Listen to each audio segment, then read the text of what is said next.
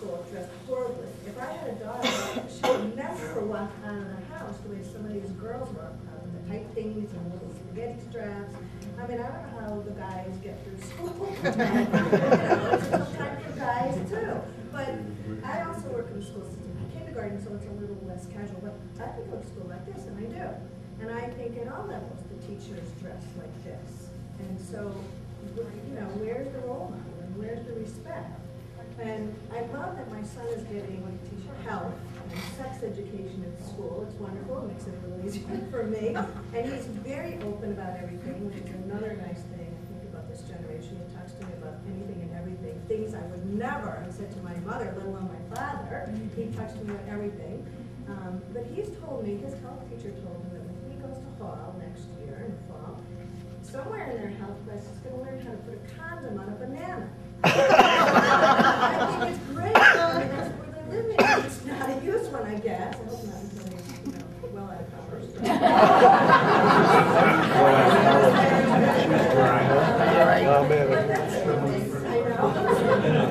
I also think it's disgusting that he lives in the world that they have to teach that in school.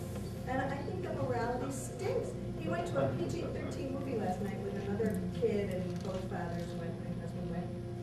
And they came home and they said, it was full of sexual innuendos and sexual jokes. It's PG-13. Can't people today, you know, our generation or other people, come up with interesting movies and entertainment and lyrics to songs that aren't like that, aren't full of, you know, violence and swearing and sex that keeps a kid's interest? So even worse, I think those are the kids who are going to be, you know, we're going to be living under their politics and politicians and rules, and I think it's kind of scary for us. I guess you can never go back, but I wish we could go back a little so we get to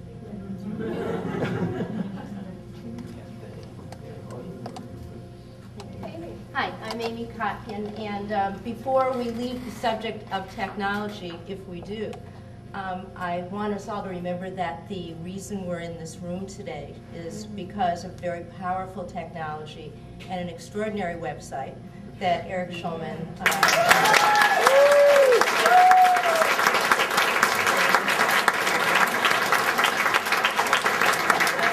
I think the power of social networking to bring a generation of 50-somethings like us together and to use it productively really can't be seen in a better light than it can in this room. And when Lucy put out her Come All Ye, we knew it. We knew it instantly.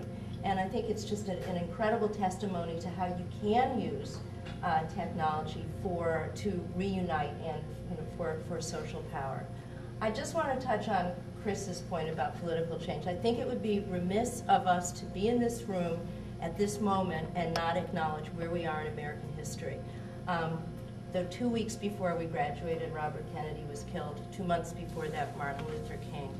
40 years later, we're standing on the threshold of something perhaps quite amazing and different with the first African-American candidate who will be nominated by a major party. I think our generation, I mean, it's almost whizzed by. It's now not our generation anymore. We've almost passed the torch, and that's a little hard to take in some ways. I thought we still had a lot of leadership to give, but the power of technology, the power of each of us in this room over the next few months, however you feel, whatever candidate you support, can really make a difference. We have experience, we know how to use the internet, we know, you know, we've faced a very difficult political past in these past 40 years, and I hope that we're all conscious and part of it and utilizing technology to the best of our ability. It's really such a pleasure to see everybody here and to read about you, and it only makes me feel really good about the power of the internet to do good things. I read shortly ago, which might make us all feel better, is our mothers spent a lot of time making the household run, we thought. They actually spent about 10 hours a week with us. They spent about 40 hours a week doing vacuuming and shopping. In contrast, our generation also spent 10 hours a week with our kids, and we went to work. Mom went to work. So actually, we're kind of doing okay. The other thing I'll just say, I just tried this, but it's been going so well I can recommend it at this point. But think about retirement. We're all talking about how to change the world. If we're not careful, the world may pass us by. My mom died, or got terminal cancer when she was 60. And so that's a few years away. And it occurs to me now and then that you better go see those places you want to see and do the things you want to do too. So I've tried it for about 6 months now. It's great. You can wake up every morning and do whatever the hell you want. Wow. That's all.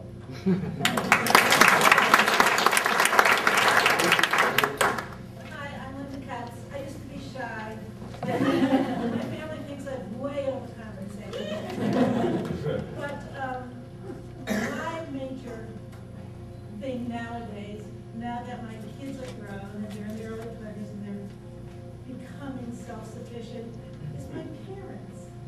And how you have to now parent your parents. My mom died last August after being in a nursing home for 3 years. My dad is 87 and lives right over there in Chatfield now because he had a stroke in our house that we lived on in Old Lane built in 1906 with one bathroom on the second floor with a closet bathtub. But it's really hard. Your parents are your parents. And they are of the generation where they still demand a certain amount of respect from their children.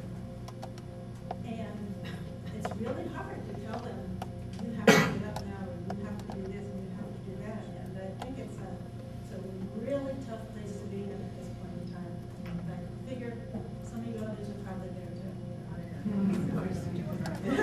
Yeah, I want to actually talk about both points. To what Glenn was saying and why I raised it, it's been a great 7 years of, it's hard to say you're retired at 51 because it seems so weird, but being able to do whatever you want every day is a nice thing. But it also gives you the opportunity to think about how to get that balance around having the free time, but also what else can you contribute in a more sane way. I mean, I literally worked 80 hours a week for 15 years and didn't mind it, but I don't want to ever do that again either. I mean, it was okay in my 30s and 40s, but it was time to let go of that. And I think finding that balance around the benefits of smelling the roses, to use that image, and also doing things is something we need to do.